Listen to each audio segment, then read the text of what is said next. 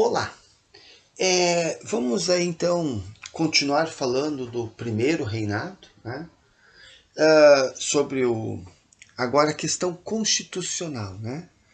Então, a Constituição é a lei maior de um país, né? O Brasil independente precisava então de uma Constituição, de leis, né?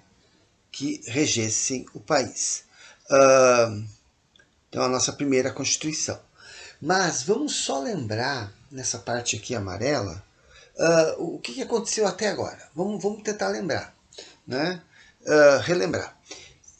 Houve o 7 de setembro, né, a independência do Brasil, deixou de ser colônia, né, oficialmente, né. Na prática, esse processo começou lá em 1808, mas em 1822 a independência, né, oficial. Então, Dom Pedro proclamou, né, passou a ser imperador do Brasil, né, mesmo pertencendo à família real portuguesa. Então, é uma situação um tanto estranha, né? O pai dele era rei de Portugal, ele rei do Brasil, imperador do Brasil, né? O pai dele imperador de Portugal, ele imperador do Brasil.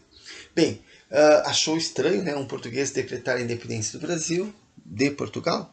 Pois essa é a situação, né, que aconteceu no Brasil, né? Então, mas vamos lembrar, né, que a elite tinha medo que, por exemplo, escravos pegassem armas, de uma revolução armada. Então, e a figura de Dom Pedro acabou centralizando, né, os interesses da elite agrária, né, e na época também portuguesa. Tudo levou, né? É claro que uma parte da elite portuguesa não aceitou, e aí a gente também já viu as guerras, né, que teve de independência. Bem, mas vamos lá. Então, Dom Pedro I, ainda como príncipe, né, vamos tentar lembrar isso também, né, lá pelo mês de junho de 1822, havia convocado uma Assembleia de Deputados para discutir a criação de uma carta. Essa Assembleia, composta por 80 deputados, pessoas que compunham a elite da sociedade, né? Bacharéis, magistrados, funcionários públicos, militares, comerciantes e grandes fazendeiros, né? Vamos lembrar, depois a gente vai ver isso também, que o voto era censitário, né? Votava quem tinha dinheiro, uma certa renda, né? Pelo menos. Bem, então, apesar dessa Assembleia convocada por Dom Pedro I, as discussões acerca das leis que comporiam o ordenamento jurídico do país eram de caráter liberal e, em alguns casos, restringiam os poderes do próprio imperador. Então, aqui nós temos o X da questão. Muito bem, foi convocada uma Assembleia, tinha 80 deputados, né? Só que ela tinha uma tendência liberal, né, que restringiam os poderes de Dom Pedro. E aí a coisa começou a haver um desentendimento, né? Então, a proclamação da independência foi feita por interesses políticos, né, em retaliação aos inimigos liberais. Então, reparem que os liberais lá em Portugal, né, vão diminuir o poder de Dom João, né, e teve a Revolução do Porto, querendo que o Brasil voltasse a ser colônia. E agora, no Brasil, de novo, né, os liberais, agora o grupo aqui do Brasil, querendo limitar os poderes de Dom Pedro, né? Então, logo surgiu um clima de desconfiança entre a maioria dos deputados constituintes e o imperador, pois transparecia o desejo de Dom Pedro I, né, de instalar um governo com poder absoluto, né? Então, Dom Pedro aceitou, convocou uma assembleia, e aí, mas essa assembleia era liberal demais, né? E aí acaba havendo um, um atrito, né, entre a assembleia e Dom Pedro. É, Outra curiosidade aqui que não custa lembrar, né, que o Brasil era a única monarquia, né, na América Espanhola, né? Lá no México teve até um ensaio de uma monarquia, mas que não prosperou. E o Brasil, então, acabou sendo a única monarquia na América. Bem, então, na própria instalação da Assembleia, o imperador pediu uma constituição digna dele e do Brasil. Formaram-se, então, dois blocos distintos e opostos. Então, de um lado, o imperador e os conservadores, né? De outros liberais, que era a maioria na Assembleia. Né? Então, um grupo a favor do imperador e um grupo querendo limitar os poderes. Né? O fato de termos sido governados por um imperador autoritário, na época, fez com que nossa primeira Constituição, Carta Magna, fosse conservadora em seu conteúdo e autocrática em seu funcionamento. Então, nós vamos ver aí ao longo dessa aula e da próxima, o próximo vídeo, que Dom Pedro vai manipular as coisas de tal forma que a Constituição vai ser do jeito que ele queria. Né? E que, segundo alguns historiadores, segundo alguns críticos, vai ser uma Constituição até liberal, conservadora, mas autocrática, né? Porque Dom Pedro gostava que tudo partisse dele. Então, uma demonstração da postura dos liberais é o fato de eles defenderem que o imperador deveria acatar previamente a Constituição a ser aprovada, como demonstração da soberania da Assembleia. Essa concepção, de certa forma, tinha influência, né, de novo, lá na Revolução do Porto, de 1820, que fizeram a mesma exigência, então, para o pai de Dom Pedro, né, Dom João, né, que teve que jurar a Constituição às Cortes de Lisboa. Né? Então, o Dom Pedro, primeiro por ser muito autoritário, ele não queria que aqui no Brasil se repetisse o que aconteceu lá em Portugal. Né? E também lembrando, pegando o contexto mundial agora, essa Revolução do Porto é uma das primeiras manifestações lá na Europa, revoluções liberais, né, que vão levar à vitória definitiva da burguesia. Né? Então, a gente vai ver, né, houve a Revolução Francesa, a burguesia foi triunfante, mas havia na Europa, inclusive em Portugal, várias tentativas de manter o absolutismo, né, de ressuscitar, trazer de volta, né, perpetuar. Então, essas revoluções liberais, elas aos poucos, né, olha aqui no caso de Portugal, vão sepultando o absolutismo de vez, até ele desaparecer da Europa. Então, a Revolução do Porto, de 1820, é uma dessas primeiras revoluções liberais que vão ajudar a enterrar, sepultar de vez o absolutismo na Europa. E repare então que Dom Pedro I tem uma tendência absolutista.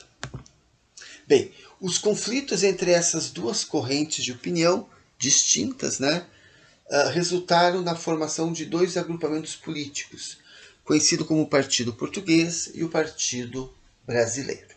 Né? Então aqui nós temos as raízes, né, da questão dos partidos no Brasil. Ainda não é partido, né? Vamos ver aqui, ó. Não se trata de partidos políticos como a gente entende eles hoje, né? Pois os partidos, tais como conhecemos hoje, eram inexistentes no Brasil naquela época. Né? Então, a gente chama de Partido Português, Partido Brasileiro, mas na verdade eram grupos. Né? Então, o Partido Português ele vai começar a apoiar o autoritarismo de Dom Pedro, né? Visando os interesses, né? E o Partido Brasileiro aos poucos, né, que apoiou Dom Pedro na independência, mas agora aos poucos ele vai começar a, a se distanciar de Dom Pedro, lentamente, aos poucos, né? E aí depois é o Partido Brasileiro que vai apoiar a renúncia, a abdicação de Dom Pedro em 1831. Aqui nós temos do ladinho uma curiosidade. Quem é o Partido Brasileiro? Né? Então é formado pelos grandes fazendeiros, tinham uma tendência mais liberal, né? Não todos, mas boa parte. Queriam um legislativo forte. Né? Isso depois vai ser uma briga ao longo, até hoje, né? Mas ao longo do Brasil Império, né? Havia aqueles que queriam mais autonomia para as províncias. Rio Grande do Sul, São Paulo, Rio de Janeiro, Minas Gerais. Já o Partido Português queria centralização, né? Então havia outro grupo que queria centralizar o poder em torno de Dom Pedro, né? Já o Partido Português, eles eram principalmente, né? Eles eram grandes comerciantes, eram militares, eram os burocratas, né? Os que faziam parte da equipe de governo, né? Que ficava ali influenciando Dom Pedro I. Então, esse conflito vai se arrastar pelos 9 anos, né?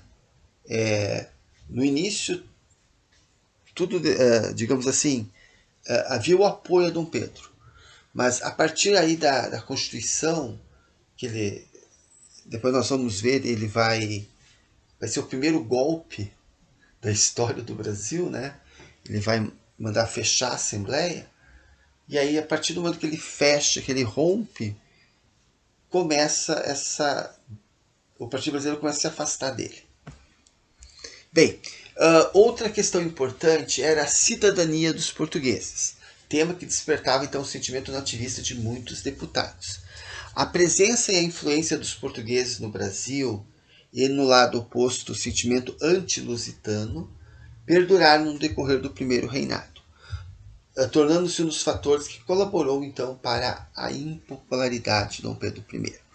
Né? Então, Dom Pedro I vai ter medidas autoritárias, vai se aproximar desse partido, né, vamos chamar assim, de português, criando uma insatisfação, né, que vai culminar depois, né, a gente vai ver, na renúncia dele, na volta dele para Portugal.